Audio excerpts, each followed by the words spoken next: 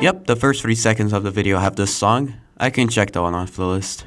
It's no surprise, not even the last one might I add, that a franchise like Persona got so popular over the years. And I'm not here to go against that notion. It's a great series of games, and that's just a statement of fact. I just happen to dislike it. We'll come back to this later. For now, let me give you a bit of insight into my general tastes. If I were to describe my taste in games, I'd have to say that I like games that really stimulate my 2.5 second long attention span. That's it, end the video right there. Alright, okay, no, it's more nuanced than that. The gist of it is, I like mechanically challenging games that are engaging and reward the player for playing well while still keeping the player chained by the game's rules. One thing you might be aware of is how I love Doom. And it's simply because almost the entire franchise is a full-on no bullshit, no time to explain, just plain old fun endeavor. You get adrenaline-fueled fights that test your skills and reflexes mixed with some tightly designed platforming for the most part, and an outstandingly freeform way of playing the game, and that just butters my bread, you know? I like platformers like Sonic, because they're usually a fun ride that will test your knowledge of the game's physics, coupled with level layout memorization and quick action. It's fast! No, I'm not saying that a game has to be blazingly fast for me to enjoy it, though it certainly helps. I'm saying that games have to keep me engaged. That's just how I roll. And if I were to name a genre of games that fails to keep me engaged 99% of the time, well, I could name a few, but the one that comes to my head as my least favorite is the turn-based RPG, or as some people call them, JRPGs, which I know might not be a correct term for such a wide array of games, but fuck it, I'm using it anyway. Especially because Persona is a JRPG series, that's completely accurate. I was never a fan of these sorts of games, what can I say? I joke around saying I hate Final Fantasy, but truth be told, the actual feeling I have is plain boredom and dismissiveness. I don't care how influential the franchise is, I know it's iconic and all, that's wonderful. Seriously, these games are just so fucking dull. I dropped FF7 not even halfway through because it was really boring, and I believe that one is almost universally agreed upon as the best one, so I don't even want to touch the other ones.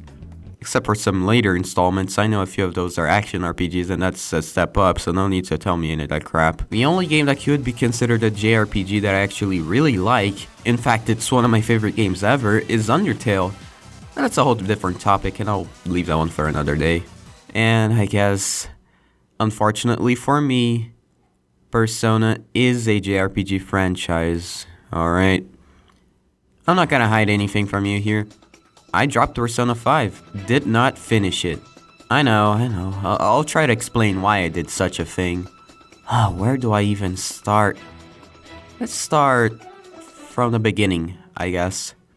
And by that I mean the actual beginning. Not the beginning of the game, or the plot, or whatever. I never knew what the hell a damn Persona even was for quite a long time. In fact, I only really got familiar with the franchise last year. Although I had some friends mention it to me as early as 2017, I was just never really interested. And sadly, the disinterest continued. Cause, well, my first real experience with Persona was seeing a fan, which I will not name, do some weird ass shit online. Cringe weird ass shit online, might I add. And then I looked at the rest of the fan base and learned of their less than stellar reputation online. And that kinda made me a bit less interested. See, I'm not a person to judge a game by its fan base. Seriously, I'm a FNAF, Undertale, and Friday Night Funkin' fan. That's just normal to me. And it has been for multiple years. But the Persona fan base is just that bit worse. And that made me lose some more interest for a game I was already kinda disinterested in. Now you might be wondering to yourself, wait, didn't he say that he didn't know a thing about Persona before seeing the fan base? Why was he already not interested before? And my answer to that kind of viewer is, well, JoJo's Bizarre Adventure.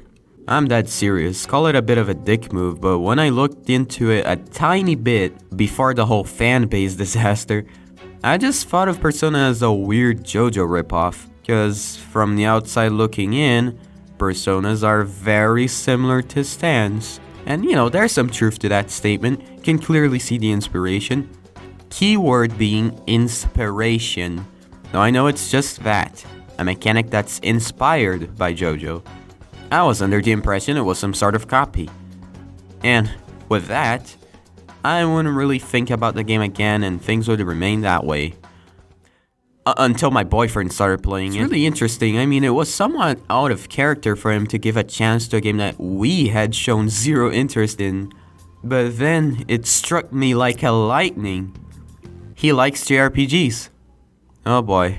Oh, he was a bit skeptical at first, especially with the hassle that was just getting to emulate Persona 5. And then he kept playing the game, and he played some more.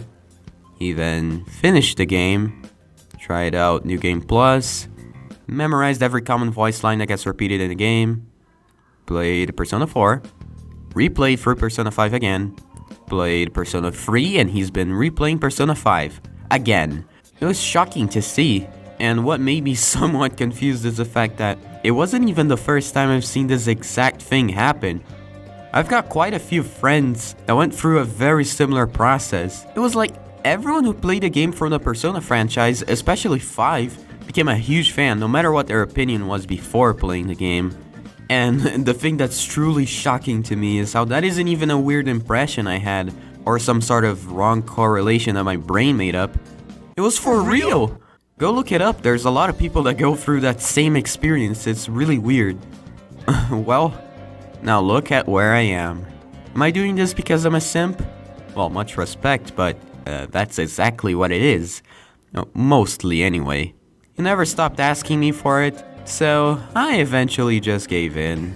Especially because it would be some good content. Regardless of what my opinion would end up being, I thought it would be either really impressive to see that the whole everyone likes Persona thing is infallible, even for someone like me, or really interesting to see that at least one person in the entire goddamn planet hates the game. But you know what's the thing that really surprised me?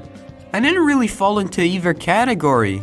So why don't we just go see what the fuck is up with this funny little game called Persona 5, eh?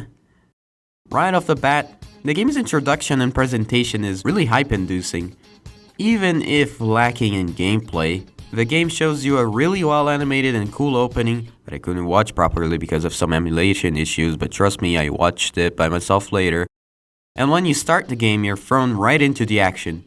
Seeing your character and a bunch of people you don't know yet are performing what, at this point, you can only assume is a robbery of sorts, but then shit goes bad, and you get caught. The cutscenes establish that you are a wanted criminal, even though you're only a teenager, and that you and your group has done some obscure shit. Then you're interrogated by this woman, and that's the moment where the game decides to send the player back in time, before all of this happened, to give you the context, seeing as things are a bit calmer than before. As far as game introductions go, this is pretty good.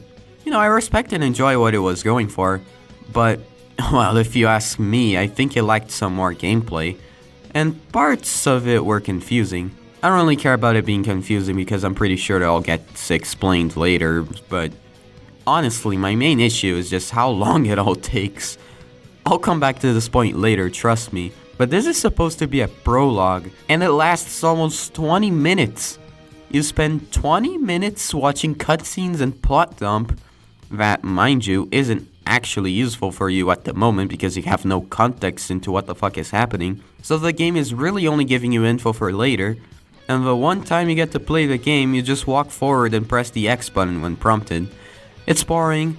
I don't mind it too much here, especially because the story is interesting enough to keep me invested, so it's still pretty good. After all of that, it's shown that you witnessed a woman in the streets getting abused. So you really fuck up the guy that was harassing her in a blind rage of sorts because it's not shown on screen, and apparently the guy is influential or something like that. Coupled with the fact that the cops were called and you got arrested. Cut forward a bit, and after another anime cutscene, you get to play. Well, I guess you get to walk. You get to walk. You're supposed to make your way to a guy that works on a coffee shop called Sojiro Sakura. And when you make it there, he reluctantly says that he'll take custody of you and that you're gonna sleep on the second floor of the restaurant. Apparently, there is a reason for him to take care of you. We just don't know that yet. Sojiro is a really good character and one of my favorites from what I've seen. He's endearing, and you never get the feeling that he's scolding you for no reason. And with time, you start bonding with him more and more, working for him sometimes at his shop, and it's all very nice. Really, the characters and the story of this game never bothered me at all, to be honest. And it's the game's strongest point. Even though I decided to drop the game, I'd still be down to someday finish Persona 5, if there's enough incentive for me to do so, mainly because I still want to see what will happen next in the story. Oh, speaking of things that'll happen next in the story, after a few cutscenes and more flashbacks, lots of things get established in quick succession, which I'm all in for. Even though the story was good, it was going at a bit of a slow pace. So, okay, there's this weird app on your phone. When you go to sleep, you get sent to a weird interdimensional prison thing called the Velvet Room. You get to go to school and meet the teacher that's in charge of watching you specifically. Then you end up meeting Ryuji Sakamoto, a school delinquent that everyone says is a bad example, but later on you end up learning that this image that he has was all a lie, and he's just a guy with an attitude, not a criminal or delinquent. And okay, Ryuji is the best character. I won't accept any other opinions. And not only that, but he's the guy that says the only funny meme in the entire game, that being his famous catchphrase, I will hereby ask if such an event that has just ensued right in front of my eyes was a part of reality or merely an illusion. For real? Next day, the protagonist and Ryuji end up getting lost on their way to school. But, well, not lost in the conventional way. For some reason, the entire school building is a weird castle. Before I elaborate on what the castle is, meet Suguru Kamoshida. He's the PE teacher and leader of the school's sport team. Fuck this guy. Yeah, the game wastes no time in showing you that he's such a bad person that even trying to investigate what he's done and what goes through his mind is like a huge rabbit hole. He really does make an impression on the player. For now, all we know is that Ryuji has some kind of hidden beef with him, and he has a really weird relationship with a female student, and something is up with the students on his team also. Going into the castle, we finally get to see the game's main gimmick.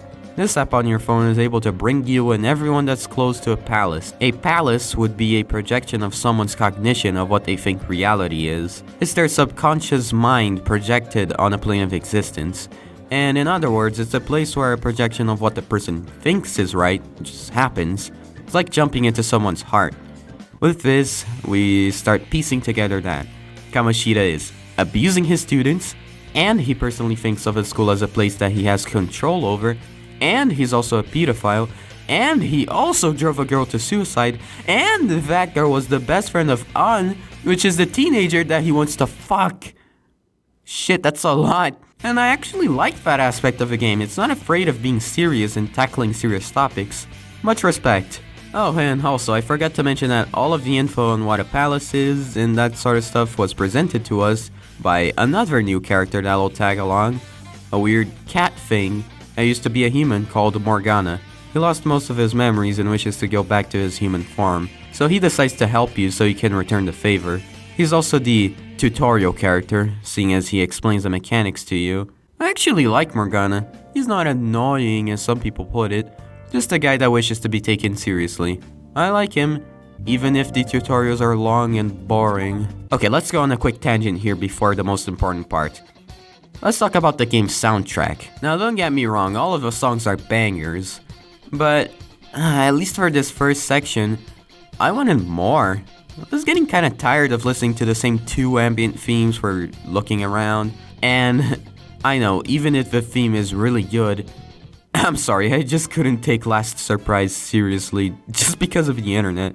It's not a fault of the game, I know, that's just me. I just really didn't have any strong feelings for that song, that's all. But yes, the soundtrack is really good. I'm not gonna be pretentious and say that it's overrated or anything stupid like that. It's just a damn good score. We could just have a bit more of it.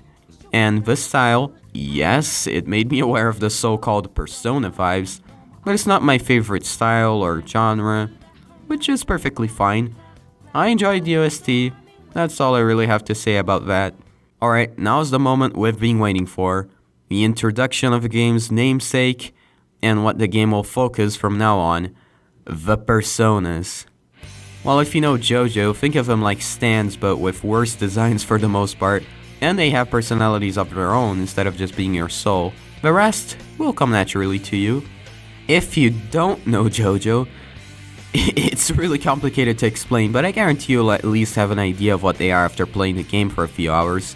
And this initial part of the castle apparently is the game's tutorial, and it's really boring. I don't care that it's a tutorial, because tutorials can be better than this. Just to rub salt on the wound, this is already an hour into the game. It really overstays its welcome too. This is not a good tutorial, and the worst part is that it doesn't really end here.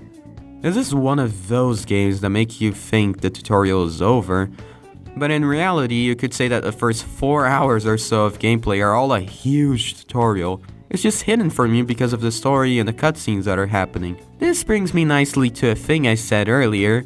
This is all taking way too long. Seriously, the game takes the entire runtime of Sonic 1, 2, and CD combined just to establish a few of the main characters, a temporary antagonist, and the main gimmick of the game. It's so fucking boring, I just wanna play.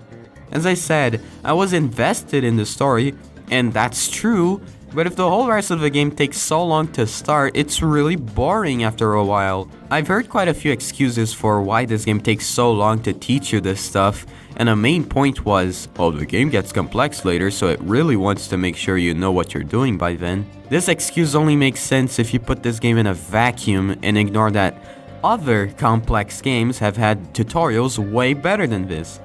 I don't care that this game is a JRPG, I want the game to make me learn by myself, in a quicker fashion. If the story took a little less time to get going, and I was thrown into some battles here and there to introduce me to the system, I think that would be enough of a tutorial. Seriously, other things can get introduced later, over time, and they don't need to be explained in excruciating detail every single time. If I want to know some mechanic in excruciating detail, I could just, I don't know, read the goddamn tutorial list on the menu. I'm sorry if I sound too angry over this, but this is so dull, and it especially affects me.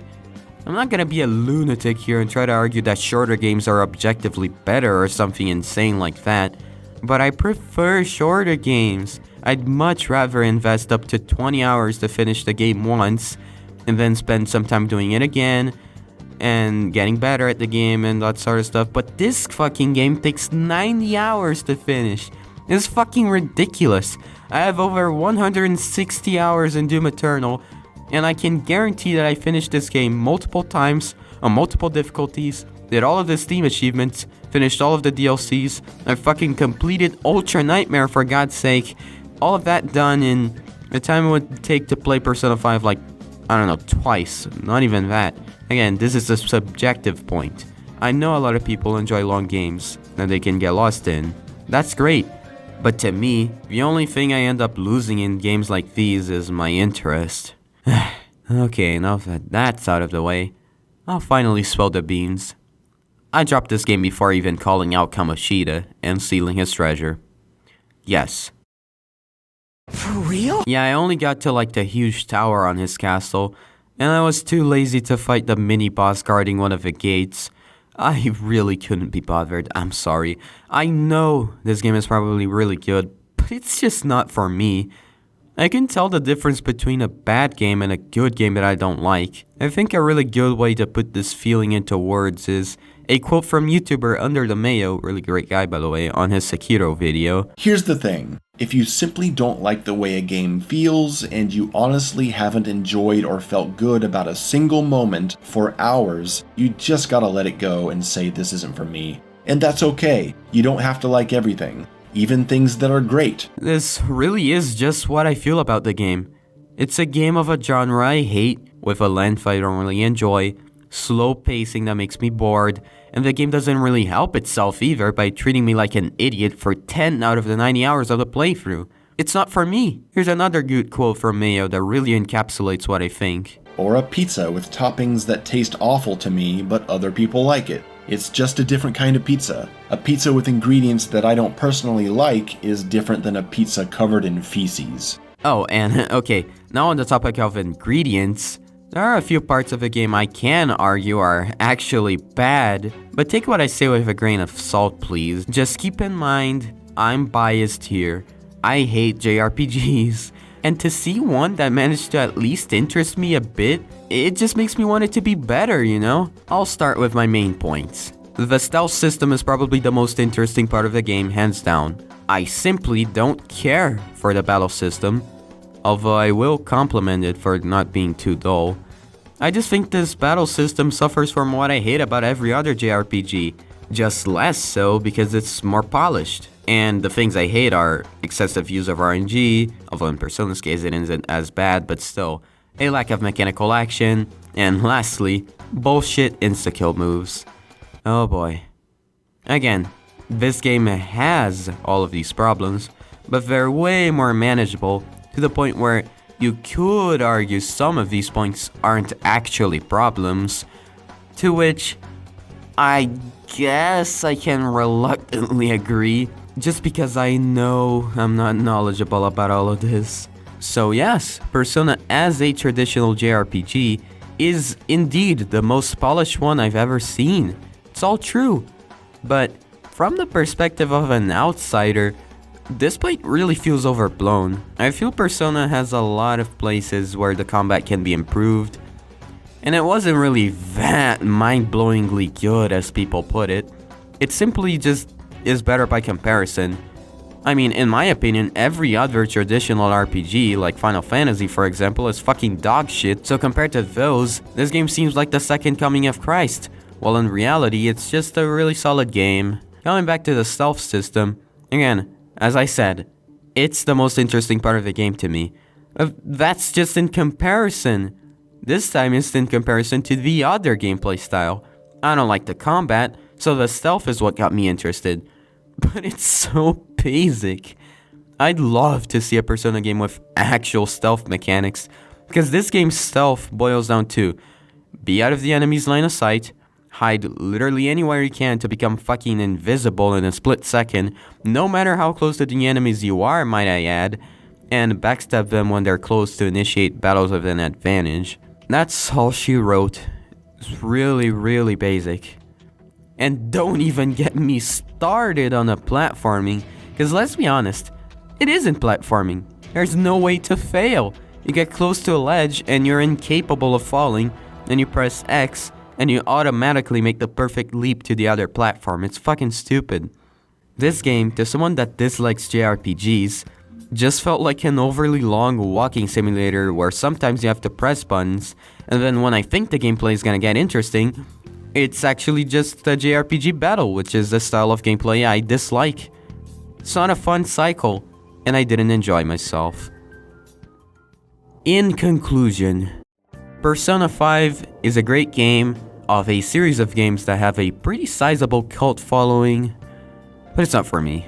The only enjoyment I got out of this experience was the story, but that wasn't enough to keep me hooked. It's got some interesting mechanics that I'd love to see expanded, but the slow pacing of the game, combined with the feeling that even though I played it for a pretty long time, I'm still nowhere close to the end, it just makes me not want to play. Yeah, that's all I've got to say about Persona 5. All in all, it's a good game, but it ultimately just isn't a game for me. This isn't the end though. There's still a game in the franchise I do want to explore, but I'll go on a Persona break for now. This shit got me tired. Until next time, see ya.